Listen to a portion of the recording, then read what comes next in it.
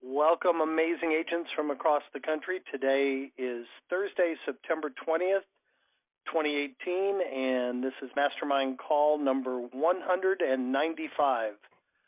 And all four partners are on the call today, which is great. I don't have anything in particular that I want to share other than to let you all know that we will be meeting, our partners are meeting live next week in Cocoa Beach, and if you have any suggestions, comments, anything that you would like us to discuss, suggestions for upgrades, etc., just send us an email, let us know, and we'll put it on our agenda. Jim, anything you want to share with the group? First off, on behalf of the city of Cocoa, Florida, I'm deeply offended that you would refer to our meeting place as Cocoa Beach. This is Cocoa, Florida. Okay. So, I have to do my part for the city. Yes, sir.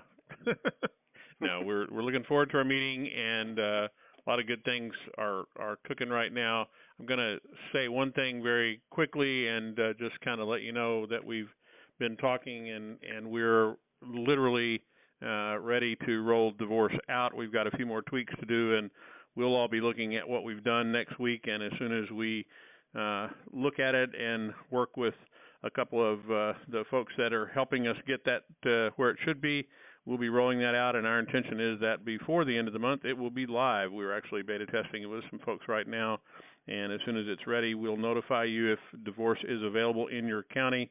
We're obviously going to roll it out the places that we can acquire divorce leads appropriately and get them out to you in a timely manner first, and then dig in and get our researchers going hunting. So just letting you know that that's coming, and we're now ready to actually say that it's going to happen instead of alluding to it. So we hope to have that ready for you, and no later than October 1st. If it's in your county, it'll be available. Awesome. That's great news. Chad, what would you like to share with the group? I was just going to echo what you said. So a lot of times we send out a survey before our quarterly planning.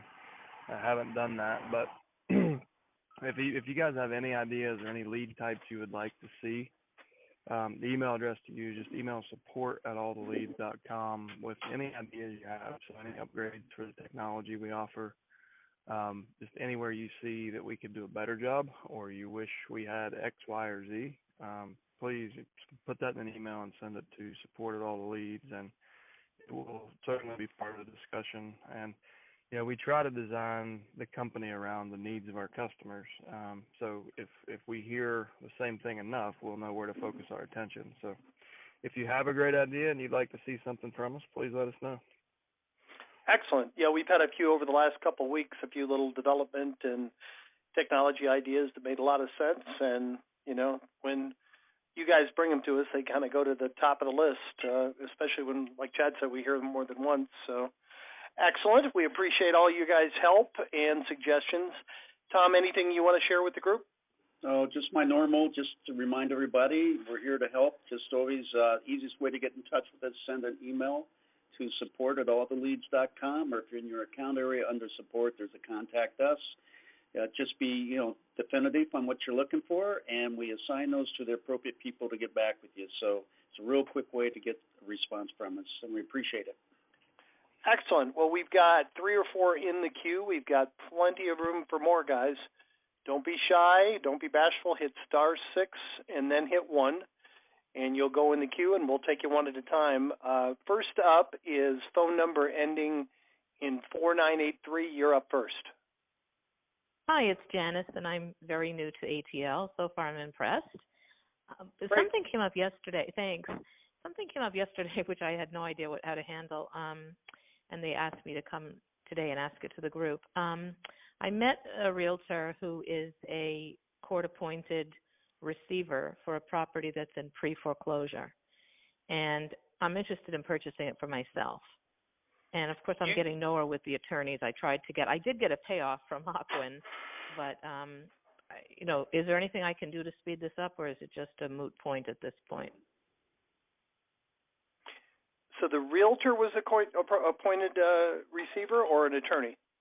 The realtor was by an attorney who the association hired. Both of the owners are deceased.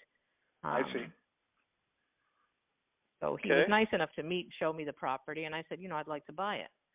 but that's where I'm sort of stuck now. Sure. Have they begun? Go ahead, Chet. I'm just trying to get clear on it. Is it an REO and it's listed with a realtor, or is it pre-foreclosure and hasn't gone to the steps yet? It's pre-foreclosure. It hasn't gone anywhere yet. He's rented it out. Is the sale scheduled? No, it isn't scheduled. It isn't even. Nothing is filed in the court records yet. Not even the notice of default? Nothing. So I don't fully understand the realtor being a receiver. I'm not sure what that term really means. Well, the association filed a notice, and they, I guess, when the court, looked at the paperwork, with the attorney, they assigned this realtor to take care of. At the moment, it's rented on a month-by-month basis. So they're just the property manager. They're not making decisions based on. Okay. Correct. All right. So if they haven't filed a notice of default, then there is no substitute trustee, and in that case, that means whoever is an heir to the estate has the authority to make decisions. So you would need to initiate a short sale with them. You're not going to get anywhere with Aquin. Well, never say never, but it's very unlikely that Aquin will work directly with you. They're one of the more difficult lien holders to do anything with. A lot of their call center people are offshore, and they're difficult to deal with. So I would focus on finding the heirs, who those people are, and who will be the administrator to the estate. Did you find this through our leads? No, actually I didn't. Okay. I happen to know. So what you need to focus on is who are the heirs to the estate, if any, and yes, okay. work with them to file probate so they can get the authority to sign a listing agreement, and then you can buy it as a short sale. That's going to be the most efficient route. Secondary, okay. I would say keep a real close eye on the newspaper and go buy it at the courthouse. Gotcha. Okay. And the only thing I would add to that, do you know that it is a short sale just because the association is foreclosing? It could be that there's actually equity in the property and somebody just abandoned it. There is equity. Really, there is equity because I'm a broker and I've done the research. I know what's owned on it and I know what it's worth. So there is equity on the table. Yeah, that's a very valid point. So find the heirs and make them an offer. Okay, gotcha. Okay, thank you. All right, welcome, Janice. Anything else we can help you with? No, not yet. I'm excited. My letters are going out probably any day now. Excellent. Please keep coming back on the calls and participating. We appreciate it. I will. Thanks so much. Sure. We have a few more in the queue, guys. We have plenty of room. Hit *6 and hit 1, and you'll be up next. Next up is phone number ending in 4014. You're up next. Hi, this is Mandar. I just signed up with all the leads last week. I went through a lot of material, very helpful in understanding the system and having a lot of learning for someone that doesn't know anything about probate. Hi, Chad. This question is for you. So I got around 150 leads for the county I'm in, and I went through some of them, and I see that there are a good number of personal representatives and properties that are not very far from where I live. Is it appropriate for me to go door knock on these personal representative addresses before they receive my letter? Or should I wait until they receive my letter, the ISA is calling them or me calling them and then going to their property on how the dynamics work? That is first question. Second question is with regards to attorneys. Should I be selling a few houses, probate houses, before I start introducing myself to probate attorneys, or can I go to them and talk about my services? Yeah. So both good questions. So w- I'll answer in reverse. So with the attorneys, I mean, don't let your limited experience intimidate you into not meeting with attorneys. A lot of people, the biggest apprehension I see is people feel like they don't have enough knowledge about the legal aspects of probate to talk to an attorney. What you need to focus on is the service aspect of probate. So you have access to a system that will allow you to provide a level of service that nobody else in your market is. And that is designed to perfectly complement what those attorneys are doing. So you should walk in proud of your offer because chances are they've never met anyone that had kind of raised the bar and educated themselves and brought in all of these extra services. So usually the reception is very warm. I would recommend doing that in person. In both scenarios, so to tie this into your other question, the people who have done door knocking for personal representatives are very few but very successful. I only know a couple of people that have really done it, but they had really good results. And a good idea is to design a flyer or a letter that can both serve as a leave behind or something you can hand them in person. And you don't have to overthink that. It doesn't have to be like the perfect piece. It's just something, you could take what a lot of folks have done, take the letter that you intend on sending, and if you can meet them there at the door, don't seal the envelope, you can hand them the letter. Or the trifold brochures that we do would be an even better. So if you're standing there talking, it's a good piece, it's professional, but if you have to leave it behind, it has a lot of information. So absolutely go door knock. The one thing I would say is, just if you've never done it, be aware of the culture and the laws and bylaws in your neighborhood. In some communities, there's they'll have a blanket non-solicitation over an entire community. So just be careful with that and make sure you're not offending people. But absolutely, I would go try it. And there's no time like today to go meet your first attorney. And even if you fall on your face, if you don't have the confidence, it's going to give you more confidence. You're going to have an opportunity to talk about what you do and how your business can complement theirs.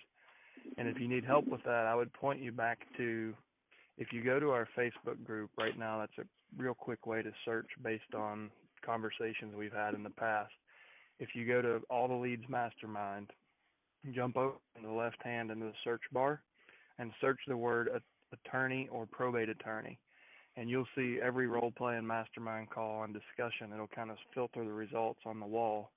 And you can listen to some of the commentaries from before you got here about how to approach the attorneys and how to provide real value to get referrals immediately. So you might listen to a couple of those to get yourself in the right mindset, and then just pull the trigger. Go see them. There's no need to wait. Sounds good. Thank you, Chad. All right, Mander, thank you. From what I remember correctly, Mander, you're brand new in the business, right? Yeah, I just joined last Thursday. Yeah, not only in probate, but I mean in the real estate business. You're a new agent, correct? Yeah. I've been in the business for about 7 months. Yeah. I would look at it, instead of you don't have a lot of experience, you don't have any bad habits. So you're coming out of the box doing this correctly and doing it right, and it's such a unique niche. Like Chad said, you've got all the tools you need, and the probate attorney knows, he's always going to know more about the law and the legal aspect than you need to know. So don't assume you need to have his level of knowledge. You absolutely don't. You just need to know how to help the services that you offer, how to help the sellers, and help him help the sellers. So good job, good questions. Please come back and share your results with us. Yes, I will. Thank you, Jim. All right, excellent. And next a up, word of encouragement. We've had, sure. I mean, you're actually, I believe there's a lot of advantages to being new to the business. So like Jim said, you don't have the bad habits. We have tons of people who first year in the business have became a listing force in their market because they had the time to focus on listing probate properties versus running buyers all over town. So don't feel like you're at a disadvantage. In a lot of ways, you have a big advantage over the people that are showing 55 houses a week. You can be out getting listings and getting leverage on your business. So you're in a good position. Just remember that when you step into the attorney's office. Excellent. Next up is phone number ending in 1147. You're up next. Are you there? 1147, California. It's 1212. Oh yeah, sorry about that. That's me. That's myself. Oh, okay, no problem. That's your other line, right? I use my landline all the time, but I'm primarily using my cell. So I'm new to the business. My apologies. I thought that I was going to get on here to try to role play. I've been calling aggressively. That's not really the challenge. I guess for me is just I was just trying to figure out when was listening to all the masterminds, all the calls, just how much you guys really understand the process. And I really love how, like, the both of you, your tonality, your delivery, it's very calm, it's very soothing, like when you're chatting with the clients, so that way they feel at ease. I didn't know if there's anything else that I could do. I know it's still new. I feel like I'm just asking very basic questions. Every time I call, my format is I call the executor or the administrator, and the first thing I say is hey, Mr. So-and-so, I know that you're the executor or administrator for such and such a state. And then I always say my deepest condolences, and that's always well received. And then I just say, I was wondering if, we specialize in probate sales, which is your script, and I wanted to reach out. We did some research, and we went down the courthouse steps to get your information. We want to reach out and see if we can help you with any challenges. But furthermore, if there was anything regarding the estate, with the winding down of the estate, that included any real estate assets. And then they'll tell me yes or no. And then I find that it's pretty easy. There's no pushback. But then I hear from you guys and on this line that there's a lot more difficult. Maybe, I don't know if it's just my market. So. It might just be that you're good at this. Yeah, I wish. It might just be your attitude too. You're coming across as being calm and confident. So it's always a combination of markets, the person you're talking to, and your approach. But it sounds like you got a great approach. So absolutely, don't question it. And please do come on our role play calls. You'd be a great person to. We do them the first Wednesday of every month. And please come on the next one and listen to the old ones. It sounds like you have, right? You've been listening to. I went through the last one, the most recent one. I'm trying to go through them. They're very good, and I love how, like, the both of you really know. And that's the challenge for me, because I'm new right now, is just my understanding of probate. And there's an attorney, he sold me a kit, and I went through the whole kit. Is basically the first step is that when people get it, the first thing they have to do is they file the petition, right? Once they file the petition, then two or three things happens. Number one, they notify the heirs, and number two, they publish it in the paper. And then number three, they, depending on who the executor or the administrator is, they have to post the bond, only if they're worried that the executor or the administrator is going to run with the money. And then basically at that point, we're just waiting for the letter, quote-unquote letters, to come to officially give them the power, while we're waiting for the court hearing date, at which point then we can list the property. But from my understanding is that you just want to we can just go in and try and get the list anyway at any time. And then that was my only question. I was like, well, how do I know if I'm getting the listing when I meet them? And on the sheet that I get, it says that they're the executor, and there's a date posted, but it's kind of floating whether or not they got the quote-unquote letters yet. So I'll tell you this: you have a better handle on this at this stage and doing it than 99% of people I work with. Like you really, I mean, you have a thorough understanding. Knowing that it requires a fidelity bond. Like, so few people know that. So kudos to you for doing your homework. Mm-hmm. You know what you need to know. So in most cases, and in almost all cases, by the time the personal representative responds to your marketing message, so they filed the petition, it was recorded at the courthouse. The other things you mentioned happened, and then there was an initial hearing that basically said, does anyone in the public or the family object to this person being the administrator or executor of this estate? If the answer is no, then they get the articles of testamentary and they have the authority from that day. Usually when they respond to our marketing and when we have the first conversation, they already have the authority. I've seen just in the last year, probably 3 or 4 exceptions, and all of them came out of the state of California. And it seems that the courts are a bit backlogged there. In most every market, there's really not a delay, and by the time we're speaking with them, they have the authority to sign the listing agreement. So what I would say is go on every appointment with paperwork always, with the with the intention of getting something signed, whether that's a purchase agreement or a listing agreement. If they don't have the authority, the idea that I share with everybody, and this is going to come down to you and your broker, but I believe in getting something signed at every appointment. Otherwise, why the hell would you go on the appointment? Exactly. So you can get a letter of intent to sign an exclusive right to represent seller, and it's a mental commitment. It doesn't really have any legal weight whatsoever. It's just an LOI, but in their mind, they've made a commitment to you and they've signed something. So it's more of a social commitment than a legal commitment, but it has power. Like psychologically, it has power. So always get something signed. It can be a purchase agreement, a listing agreement, or a letter of intent to sign a listing agreement. And it's just to keep you. It's basically to keep your seat.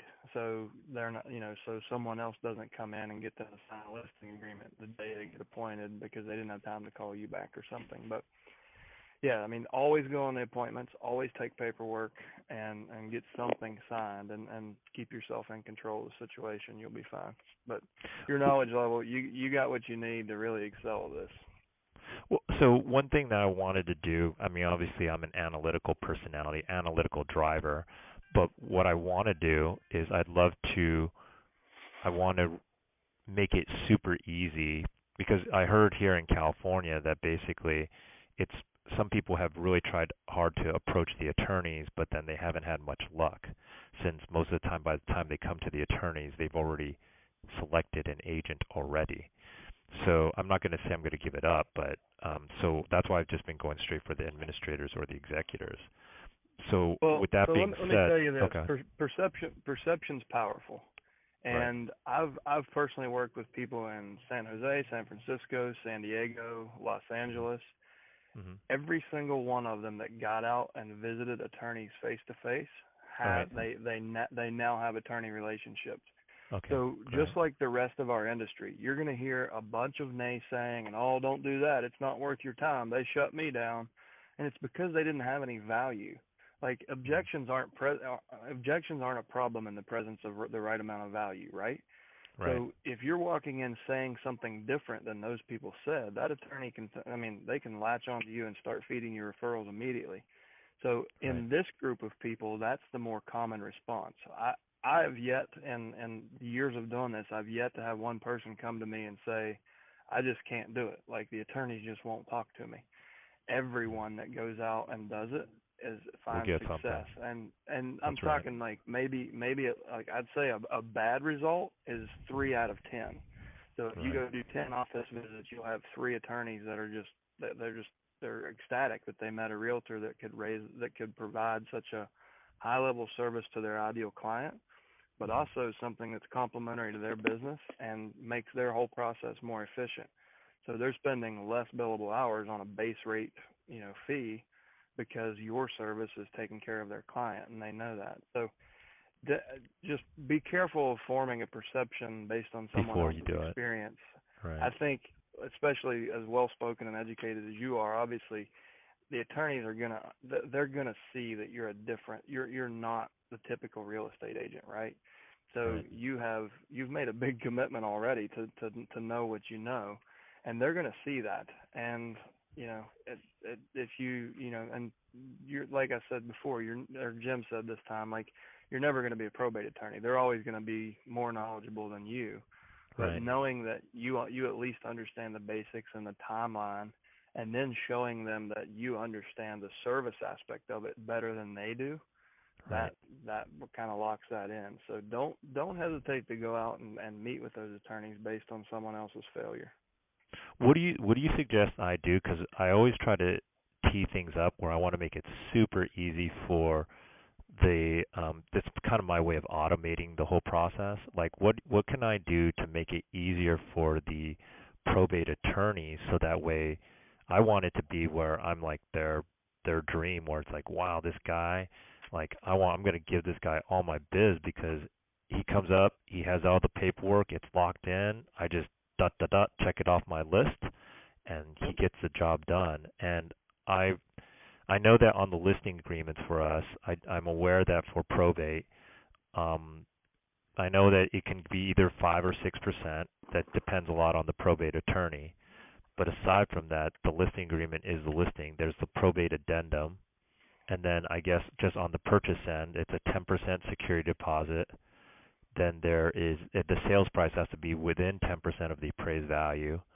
And then the only other thing, typically sold as is, unless the state says there has money for repairs. And then the only other thing, and then in California, we have to submit how they want to take title at the beginning. I didn't know if there's anything else that I could do for the attorney just to lay it up right at the beginning, like here's how we're going to do it, so that way they have less paperwork. Yep. It's a lot faster. The one thing, what would you recommend? The one thing that you haven't mentioned, and you're being very thorough, and you may, so you need to be aware of the overbid process in your state. Oh, that's right. For everybody else on the phone, just forget about this. But for everybody in California, you should understand the overbid process and how that affects and can delay your sale. It's rare that I mean most sales go through without an overbid because you have to bid, I think, 10% of premium, and right now everybody's paying premium prices already. So it's not a big factor right now that delays, but I think your mind is looking to understand it all. So look at the overbid process. But the answer to your question is going to come from the attorney, not from us. So on a case-by-case basis, I would come up with just a really good question of, it's efficiency is really important in my business, and I'm guessing it is in yours, right? Right, exactly. Okay. So what is it like? I think we're going to work really well together. So what can you help me understand the things that I can do to take the redundancy out of your process? So I understand you're getting a base rate, I'm getting a base rate. Like, what can I do to make your job easier? And is there anything that you can think of that I should be aware of that we haven't talked about? And you're probably going to hear something different from each of those attorneys, but they're going to, just like with the personal representatives, if you ask good questions and become a good listener, they'll tell you exactly, they'll draw the roadmap for you. So, it's a really pain in my ass when everybody has questions about all this stuff and it's not even legal related. So you're probably going to hear things like that. So families have questions like, when can I sell the personal property? How do I sell the personal property? Do you know somebody that can help me sell the personal property? Like things like that. Figure out where the inefficiencies and redundancies are in their process, and then just see if that fits within the scope of your process, and help them understand how you're going to take that off their plate. And it might be different for, if you have 5 attorneys, you might have 5 different processes, or 5 different value points to really impress them, but they'll tell you what they need if you ask the right question. Okay, got it. All right, then other than that, I'm just going to get ready to role play with you guys the next time. Thank you. That sounds great. And I was just thinking, if you're in Omaha, Nebraska right now, you need to know, everybody needs to know their local process and the nuances, but most of what you said is only going to apply to people in California. You have more rules and regulations and conditions than the rest of the country put together. And the good news is that's a barrier to entry for a lot of agents. They just don't want to mess with it. So congratulations on stepping up and really educating yourself. That's awesome. One thing I do want to share just for everybody out there in California is that when you do get the listing on probate, let's suppose the attorney says it's 5, and normally you get 2.5 to the listing agent, 2 to the buyer. The challenge becomes is that when a property, like you said, in the overbid. If someone were to come in and overbid and win the bid, if you just put 2.5% commission paid out, the problem is that the winner of the bid would ultimately get the 2.5%, but then your 2.5% listing would have to be shared with the other agent unless you specified on the MLS that the 2.5% commission is only to be paid to the winner of the bid. But furthermore, I know this is a very nuanced thing, but let's suppose that you're about to close with your buyer at $500,000 and you're representing the buyer on a probate listing, so you think your 2.5% is there. If someone comes in and they outbid you, let's suppose $600,000, not only do they get the 2.5% on the deal, but they get 5% on that extra $100,000 that was overbid to win it. They get 5% commission. It's really strange in California, but it was an interesting thing that I read about. But I just want to share That's that great. to make it Yeah. The other thing I would mention to you, and we'll wrap it up here, but I want you to go also educate yourself on full authority in your state. So full authority. If there is a fidelity bond or the will waives the need for a fidelity bond and the administrator petitions the court for full authority, then you can circumvent a lot of the court visits and the overbid process altogether. So if you and an attorney work really well together, and you can guide the clients to gain full authority, you can cut the timeline in half in California. You can get the house on the market immediately, not have to worry about the overbid process, and then they'll just go back to court. It basically makes it more like Virginia or Texas when the PR has full authority. So dig into that. It has been discussed in past calls. If you search full authority in our Facebook group, you should see it come up. But it's kind of a loophole that you can use to really impress the hell out of not only the family but also the attorneys. That's really big. It ends up being less work for everybody and makes it a way more efficient process. And we get our check faster. Excellent. Right. Well, thank you, our California coach there for probate. Thank you for all the good advice and the help. We appreciate it. We got 3 more in the queue. Next up is phone number ending in 4306. You're up next. Hi, yes, this is Susan in Florida. How are y'all today? Excellent, Susan. How about you? Awesome, thank you. You mentioned an event in Cocoa, and I'm actually semi-local to there and wanted to find out where I could find out. New to all the leads, just found you actually through a Google search and wanted to find out how I can get more information about your Cocoa event. Well, it's an event for the 4 partners. We're getting together for 3 days and having a meeting, but you could deliver lunch to us one day if you like. We get hungry every day. If I get to sit in, that's a deal. Send an email to support@alltheleads.com, and if we have the time and we're in your neighborhood, maybe put a face to the person. That'd be fine. That'd be awesome. Yeah, that's our main headquarters. We're scattered. We're a virtual company. We're scattered across the country, but our main headquarters is in Cocoa, not Cocoa Beach, by the Correct. way. Big difference. They're 2 miles apart. Yes, very familiar with those. All right, great. Anything we can help you with? No, just learning. I'm really enjoying the call and looking forward to plugging into some more calls and systems that you guys have. Excellent. Thank you so much for coming today.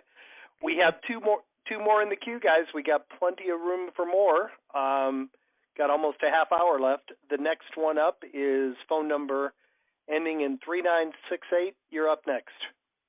Hi, this is Charlie, also from Florida. Can you hear me? Hear you great, Charlie.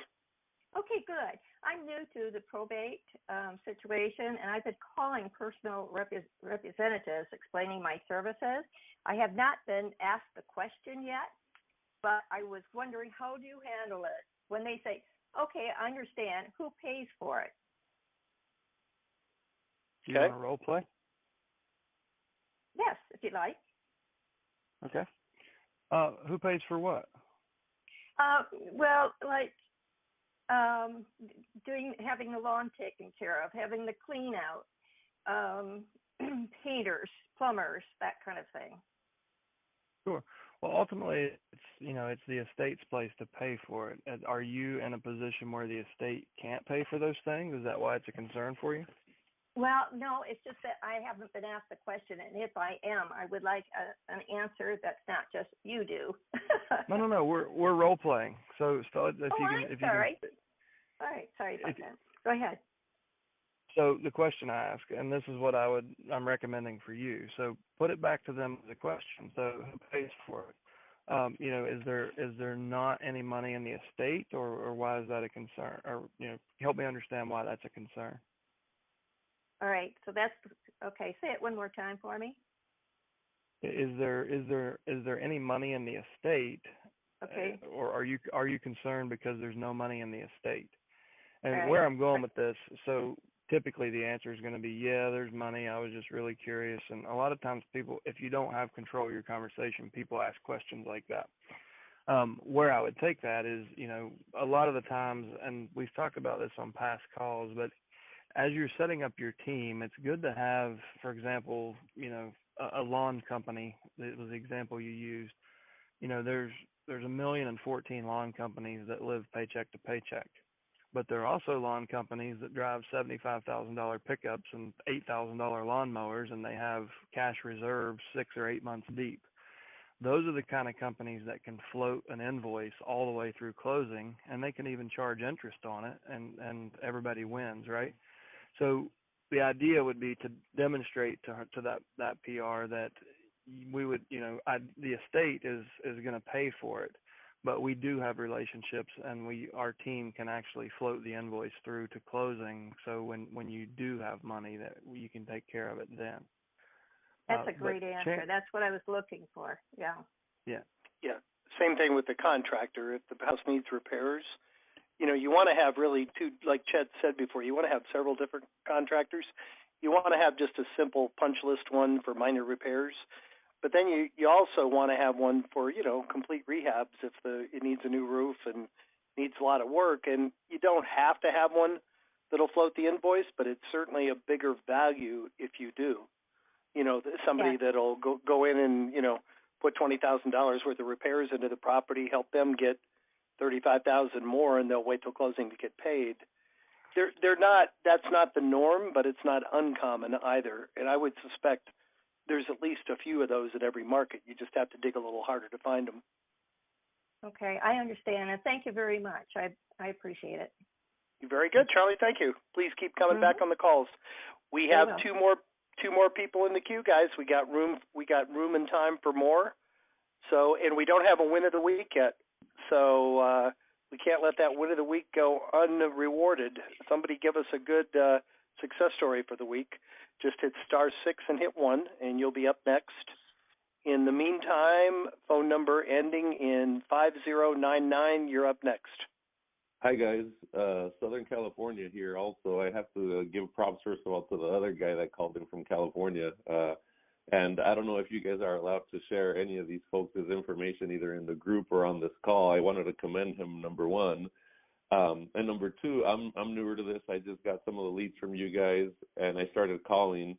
One question I had, I already ran into a few folks that have spoken to other real estate folks in the area that are, the probate realtor experts or do higher volume. So my question is twofold. Number one, how do you compete, be newer into this niche with folks that have been doing it a little longer?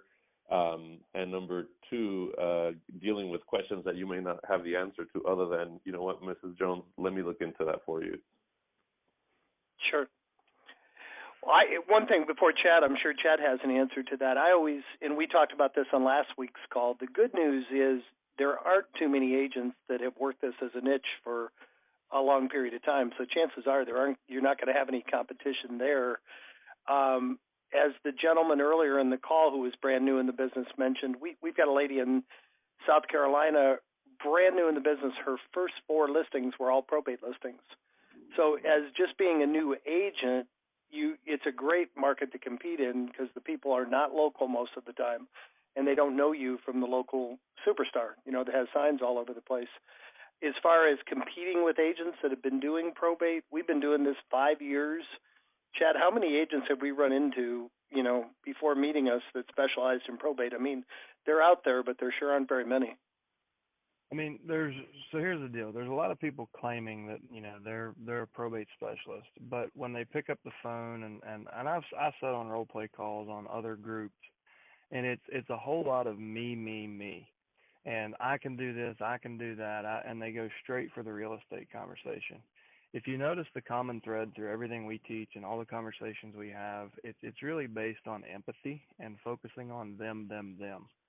So it's extremely easy to differentiate yourself if you follow our system. Now, a lot of folks come in and think, well, I'm going to do this my way, and they'll take our system and turn it into a failed version of what we had before, like where, it's more typical to the rest of real estate. Everything that we do is deliberate, tested, and proven before you guys ever see it. So the fact that you build a team and surround yourself with a whole team of people and offer all these other services that you can't directly monetize, like, we're not just saying to do that because that's the differentiation. So if you just follow, I could talk for hours about why each part of our system is designed the way it is. I guess I'm saying just trust that this system is designed to differentiate you against, even if someone has been getting fed probate listings from an attorney for 20 years, chances are their service isn't at the level of what our system teaches. They probably haven't gone so far as to include financial advisors, CPAs, setting up estate plans for the survivors, all the things that we discussed. That's your differentiation. That's how you compete. And the people, like I said to the caller before, being a new agent is oftentimes a big benefit because they're like, okay, I'll just go do that. And then they call back with a fistful of commission checks, happy as can be. Where more seasoned analytical agents sometimes try to pick apart our system and reinvent the wheel, and they just end up getting frustrated. And some quit, and some finally just, cave in and use the system and find success. So, yeah, I would say your biggest competitive advantage is what you already know, like what you're learning here, like the content that we give you guys, and the access to us. If you get shut down, pick up the phone, and we'll work with you one-on-one until you are the listening force in your market. That's what we do. Perfect. Thank you so much. All right. Great question. Thank you. We have 3 more in the queue, guys. That'll probably just about take us to the top of the hour. So great job in participating. Next up is phone number ending in 0008. You're up next. Hey, how you guys doing? Great. How about you? So I'm good. My name is Aaron. I'm a realtor out in the Connecticut area, so up here on the East Coast. And I've been recently I've been licensed 3 years, mainly for sale by owners and expired listings. That's what the team I have built pretty much goes after, along with some property management. I recently sat through a different course. I don't think it was through you guys, for probate. And I'm just curious in how you guys go about getting the phone numbers. Now in Connecticut, I have to go down to the probate court and I have to pull all the files there. And sometimes it has the PR's number on it. Sometimes it doesn't. The stuff online here is very limited as far as it's pretty much attorney's information and the deceased. So what do you guys use to track down the phone numbers? Because I prefer to do cold calling or door knocking than opposed to like sending emails and, postcards and stuff like that. Sure. Tim, you want to take that one? Tim's our phone number master. Tim, you there? Well, Tim's I'm here. Sorry. Okay. I hear screaming in the background. Is that you? No. Yeah, no, that's me. I have a bunch of kids, and I'm on my way to my full-time job, and I do real estate full-time. So as soon as I get out of the house, I get a little bit quieter. No problem. Keep you busy. I mean, I can't give you a complete answer for everything that you can go do. We run our lists, the ones that we furnish and provide to you, through multiple different resources and lots of different places to go get that. And I really can't hear you. I'm sorry. Yeah, I muted him. Okay.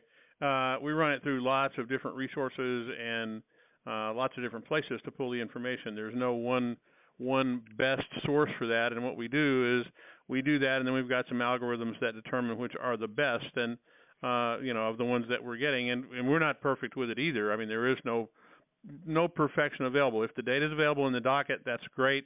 If that's the case, then our researchers certainly put that in. We still then process and we'll provide up to 4 more additional numbers based on what we can find. And typically those are a couple of cell phones, a couple of landlines.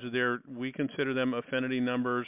We do the best job that we can in terms of getting them to you, but we certainly know that we're not giving you 4 phone numbers, all of which are going to answer John Jones in Los Angeles, for example, because that's the real problem. If the guy's or gal's last name of the PR is an uncommon name and an uncommon first name, then the chances are pretty good the data is going to be good. If it's John Smith, the chances get a lot worse. So it's just that kind of story. We try to do it based on name and address of the PR. If that data is accurate, generally we can get better data. But there's no real easy answer to that. That's why we take all the time that we do, and it's probably one of our biggest expenses, other than just gathering the leads. One of our biggest costs is our phone gathering. Yeah, and I would say we try hard not to make guarantees with the phone numbers. I think when we took it on, a majority of the court records do not have phone numbers in a majority of the markets. I mean, some do, but most don't. And I think we figured, hey, if we could get 3/4 of them, we'd be doing well. And our subscribers tell us we do far better than that. We hear pretty much across the board that, if you call all 4 phone numbers, probably upwards of 90% of the time you're going to reach the people. So, I don't know anybody that digs as deep, tries as hard, or gets the accuracy of phone numbers that we do. And occasionally we'll get someone that'll say, John, like Tim said, John Jones answered and doesn't know anything about it. You gave me a wrong phone number. Well, no, we just gave you a different John Jones. That's going to happen with common names, and typically that's going to be the 3rd or 4th phone number. Sometimes it might be the first one, but not often. But I'm going to unmute you real quick. You still there? Yeah, I'm still here. I'm in my car now, so it's a lot quieter. No, okay. that makes a lot of sense. See, my issue is like with a lot of my buyers, I have a couple virtual assistants because, as you guys heard, I have 5 kids in the background, so I don't really have the time to prospect that I would want to unless I go to my office. So I was just looking for an alternative, and I know sometimes the numbers are good, sometimes they're bad, but I don't think it's dollar producive to sit there and punch in all these names myself on like whitepages.com or something along those lines to try to find these numbers. And like you said, the court records, sometimes they have the payer information, sometimes they don't. So I was just wondering, based on your services, how you guys kind of came up with the numbers. So I'll have to give your list a shot and see how it goes. Excellent. Okay, that's great. Give us a call. We'd love to have you. Appreciate it. We have two. All right, thank you, sir. We have 2 more in the queue. That should be about perfect timing. Take us up to the top of the hour. Next up is phone number ending in 1189. You're up next. Okay, hi. There's a couple of comments regarding that last caller who just asked about how you all get the numbers and stuff like that, and actually going down to the courts and getting the numbers. I used to do that before I knew about ATL, and I have to say it's no way. I mean, it takes so much time to do that. It's just worth the money, spend it, let ATL provide the leads, and roll with it. And then the main reason I called, though, was this. About 2 weeks ago, I had asked about, the way I was giving my script. People were saying that pretty much they weren't ready yet, you call back and that kind of thing. And I was pretty much told, hey, look, this is tough love. It's my fault that I'm not, getting to being able to help people. So I went back, redrafted my script so that I could get to the ask about the appointment quicker, and made sure it was like a more empathetic, as he mentioned earlier, type of script. And so I got one listing, and it's already sold within a week. It was extremely distressed. Yes. Extremely. And the thing about that is when you have an extremely distressed listing, it brings the investors out of the woodworks. So that means I get to tack in their numbers and contacts and what their buying criteria are and stuff like that. So it helps to fatten up my buyers list. Of course, there's some wholesalers in there. I got to weed those out. And there's nothing wrong with that, but, I need bona fide buyers. And so I got that, and then I also have another appointment this weekend to see another property, which I planned on listing. And I had got another appointment last week And that was kind of drawn out because I'm providing some other options for them besides just selling it. They might want to do Airbnb or something like that. So I'm kind of working through that. But still, just the redraft of my script and getting to ask the question for the appointment quicker than what I was doing, and it felt awkward at first, but it got me the appointments. And then once I get an appointment, it got me the listing. So, yeah, so that works. And let's see what else I have. Oh, this is my question though. When you're talking to these people and they say there's no property, do you just say, thanks for your time and end the conversation, or based on what you just said one person ago, though, you probably are offering them some other services or something like that? What do you do when there is no property in their state? There's no money in this state. Maybe somebody had a car and they had to go through the probate process to clean up the records or something like that. Well, you just continue to ask good questions. And I mean, it's another 2 minutes on the phone. So I think it's probably best if we didn't. I mean, Jim, do we have anyone else in the queue? We've got 8 minutes. Yeah, we have 2 more in the queue. Belinda, come on the next role play call and role play that with us. And we have done that before. But Chad, maybe just give her an idea of one thing that she could, one additional service that she could offer if that next time that comes up. Yeah, Belinda, without jumping into a role play and taking 20 minutes, I mean, if you go to the Facebook group and just type in, let's see, what would be a good keyword? Type in no real estate or no property. Okay.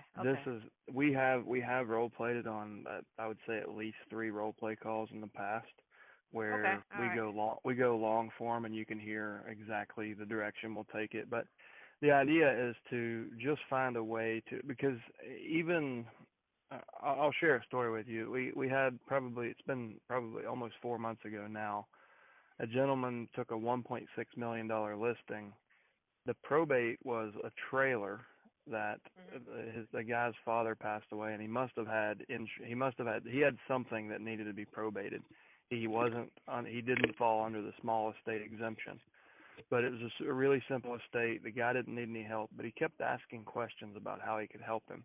And he's like, you know what? I'm actually getting ready to sell my house, and you sound like you're really different. Why don't you come look at it? He took a $1.6 million listing and then ended up moving him up to like a $2 million home. So had he just wrapped up and got off the phone, like what took him, it took him 2 minutes to make $90,000. So always ask that good question, but you want to dig and just find out what you can do to help them. So one of the if I had to narrow it down to one single point that I would want to discuss with them, it's what is your plan so that your family never has to go through this again? So can I set up a free consultation with our estate planning division, and you'll at least know your options for a living trust or how your property is titled. And it's no obligation, doesn't cost you anything. You can just sit down with an estate planning professional free of charge and at least know your options, so you know that you know what you can do, so your family never has to go through this again. Like if I were going to focus on one point, it would be that, because that's an appointment you can always set up. It's not going to cost you money or them money. And it's going to keep your family law attorneys that are part of your referral network. It's their job to earn the business. You can queue up the referral, and they'll probably close half of them into at least writing a will.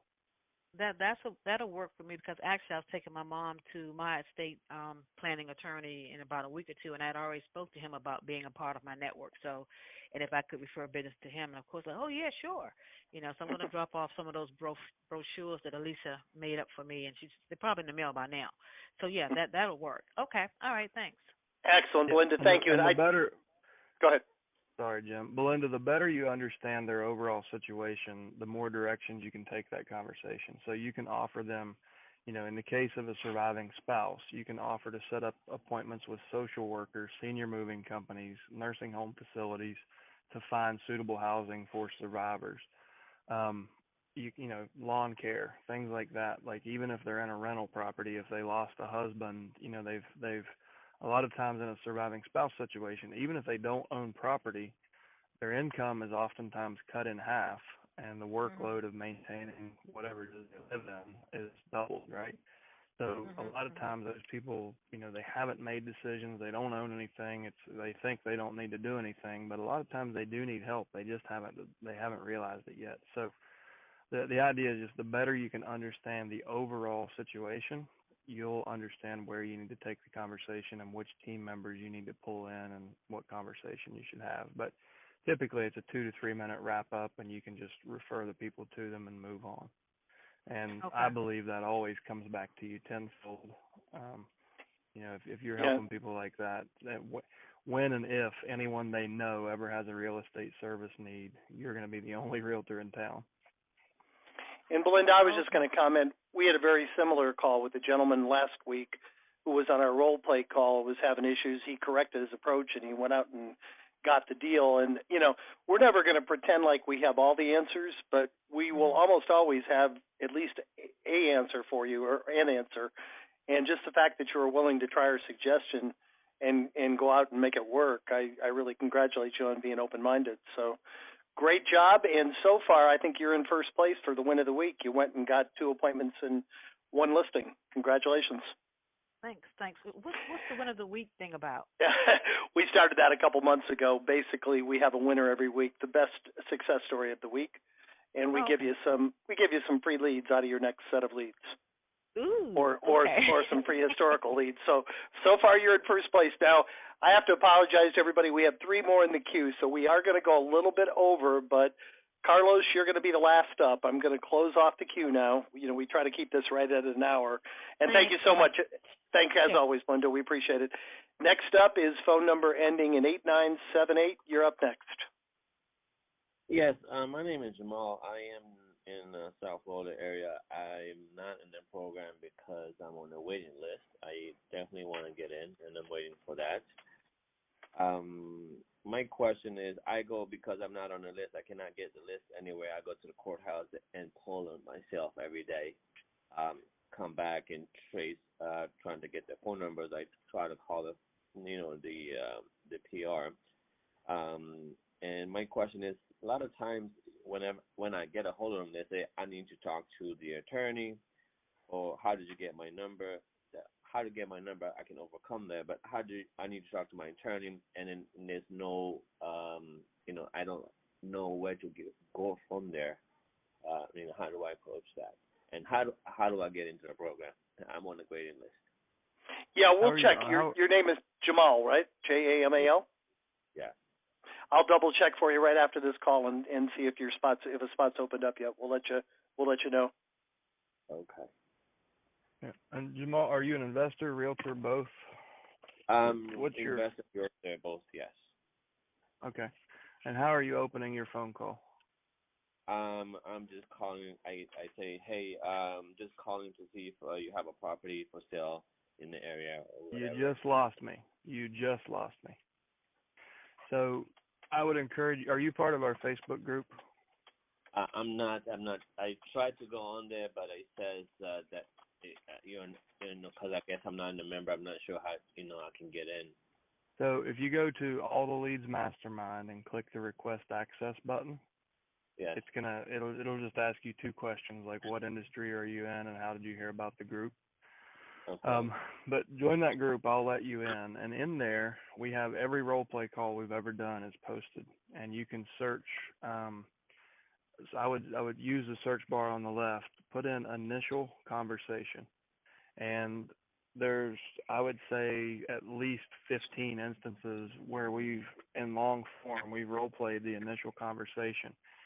And in the interest of time, because we're running over, I'm going to point you to that. But real quick, like where you're getting shot down is you're going straight for real estate. And right. they're hearing the same thing they've heard from every other Mo that has aggravated them between the time now and the time they filed probate.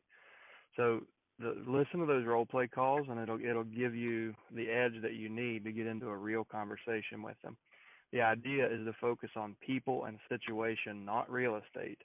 And once you understand the people and the situation, you can easily segue into real estate as the number one thing most people have to deal with. So it's like if you focus on the people, you build trust really quick, and then naturally usually the biggest problem in any estate is what the hell do we do with the real estate. So the conversation will just naturally lead you into where you're trying to go. But if you try to open with it, 9 times out of 10, you're going to get shut down because the problem is you've got people out there that are buying the $99 wholesale course, or, they're very selfishly focused on just buying a house for 50 cents on the dollar. And when you're getting shut down on the phones real quick, that usually means they've already had contact with some of those people, and they're giving you the reputation of the last guy that offered no value to them. So the idea, focus on people and situation, find any way possible to provide value to them, and then it will lead you into the conversation and the relationship that you can monetize. And so but the role play calls, I mean, you literally have probably just that initial opening conversation. I'll bet you can hear 5 hours of content if you go back through our role play archive. And Jamal, please come on our next role play call and let's do it again with you. We'll be glad to role play with you. Okay? Yeah, for sure. Quick question. Right. I'm on a Facebook group. It says I like the page. I do a follow up. And could I send a message to let me in, or? Now make sure you're not on the page. So we have a Facebook page and we have a Facebook group, and the group is All the Leads Mastermind. Okay. Yeah, if you request permission, we'll look for it if you're not in the group, and we'll let you right in. Okay, sounds good. All right, thank you. 2 more, guys. 2 more quick. The next one is unknown, no phone number. You're up next. Are you there? I think that's me. So Jim, we spoke yesterday, and you invited me to this Mastermind course, and we're considering bringing this system back to South Alabama. Nice. So, and I'm in the South. I'm just thinking, what kind of value can you bring to probably grieving family? My mind immediately goes to bring a casserole or bring a pie or something. God bless your heart. God bless your heart, as they say in the South, right? Right. So, but then that could also become very burdensome. But I'm just interested. I'm excited. I know that's not really a question, but just wanted to have a little bit of interaction. Yeah, no, casserole's probably not required. Chad will give you a quick answer. Yeah, I don't know how scalable the casserole idea is. It's a good idea, but so I think it's important for you to understand when probate is filed. So, and you're hitting on something like culturally, this is different from New England is going to be a different process than Alabama for sure. But across the country, what we find is it takes people about 60 days to get through grieving and the funeral and the arrangements, and get kind of settle in until they go to the courthouse and file the petition for probate. And it's I've checked it several times since we've done this, but it's usually like a median of 60 to 70 days before they do that. So understand, somebody has sat and they didn't do anything for 2 months. They grieved, and then eventually they got to a point where they realized, all right, we've got to do something. So what do we have to do? What are our obligations? They got in the car, they drove downtown, they paid for parking, they sat with the probate clerk for an hour, they learned about all this, and then that document was filed and recorded. So they have raised their hand to the world, and they've put notice in the newspaper, and they've notified all the heirs. So at this point, at least to some extent, it's turned into a business obligation. So they have something that they have a more of a business-like responsibility to settle this. They've already they might not be through that phase of personal grieving, but the PR especially has to, they have a little different mindset because they have an obligation to get this done and to understand it. So what we find is usually when you make contact with the personal rep, they're not completely grief-stricken personally. They've already dealt with that. They were probably the stronger of the family members. That's why they are the personal representative. And usually they're extremely willing to accept help because they've gotten themselves into this and they realize the stresses and that they don't even know where to start. So I think you need to focus on their mindset and kind of that timeline. just understand it's not always going to be like that. There are going to be some that they'll file probate the day after the funeral because there were 7 siblings and they all hated each other.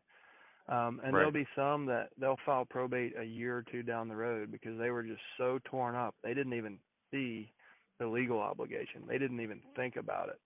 And you'll find, like, if you do this long enough, you'll find some that go all the way back to the 1980s where people just put their head in the sand and just didn't want to deal with it. They kept paying the taxes. The property is still in the name of the deceased. And unless they go to refinance it or sell it, they don't have to probate it. But you'll see some of those that are being retroactively probated because people were just so grief-stricken they never took the step to file probate. But think of probate as a signal flare. It's like, okay, come help us. We're ready to deal with this. And I really apologize, guys. We're way over, and it's not that we don't want to spend the time. We just try to respect everybody's time on this call. If you'd like to discuss this further, please send an email, and one of us will call you back personally. We have one more. We actually had 2 in the queue. I'm only going to have time to take one. Carlos, you're last up, and I apologize for the last one, phone number ending in 8429. If you would send an email to support@alltheleads.com, one of us will call you back personally. And real quick, last person in the queue for today is phone number ending in 8511. Do you have a quick question, or do you want to be first up next week? I just had a quick question. My name is Carlos Fuentes. I'm in Central Florida. I saw you guys in the Realtor magazine, the last one that was sent out. And, Yes, sir. I'm looking to get into short sales and foreclosures, so I wanted to get some feedback from people that have used you guys before. Yeah, please go to, if you fill a form out on our website, you'll get an email with some of our agents that you can talk to. You can go to alltheleads.com and look at the bottom of our website for testimonials, or go to All the Leads Mastermind, join that Facebook group, and there's about 2,000 people in that group that you can freely interact with. And we don't control the content there. I think the thing I'm probably the most proud of, our company is 5 years old. We have no negative press. You can Google our name. I've never seen a negative comment anywhere. So feel free to interact with all of our agents. And if you want to reach out directly to me, just, you can always, I'm one of the founders of the company. You can always call me directly. Just the number's on the website. Thank you very much. All right. Why was the other guy on hold? Is that usually how it goes, or do you usually start right away as soon as you sign up? No, well, we have a limit to the number of people that we will take per market. We don't want to sell the same leads to, 5, 10, 20 people. So he's just on a wait list because his market is full. Okay, all right, that makes sense. Awesome. Thank you so much. All right, thank you so much. And Chad, my partners are asking me. We've had a lot of questions. Let's close the call. Do you have a date yet for Mastery? Has that been determined, or is that yet to be determined? I haven't scheduled it and sent out the emails. I think I'm going to have to split it around our meeting, so probably Monday, Thursday, Friday of next week. And whenever I get parked, I will send out an email with the actual registration link. Those of you that are asking about it, an email notifying you will go out in the next couple days. Guys, again, apologize for going over. We do our best. At least it wasn't a 2-hour call. But I really want to thank everybody who participated. I think our winner of the week is pretty clear, Belinda Reese. Congratulations. Took our advice, adjusted her approach, went out and set 2 appointments and got 1 listing. So congratulations, Belinda. I'll reach out to you after the call, and then I apologize to the one person we're leaving in the queue. Just go to support@alltheleads.com, and we'll call you back personally. But I want to end this call like I always do. I want to thank you for coming. You took over an hour out of your lives to be here. I want to challenge you. Take one idea, one thought, one thing you heard on today's call. Go out and put it into practice, and come back next Thursday and share your results with the group.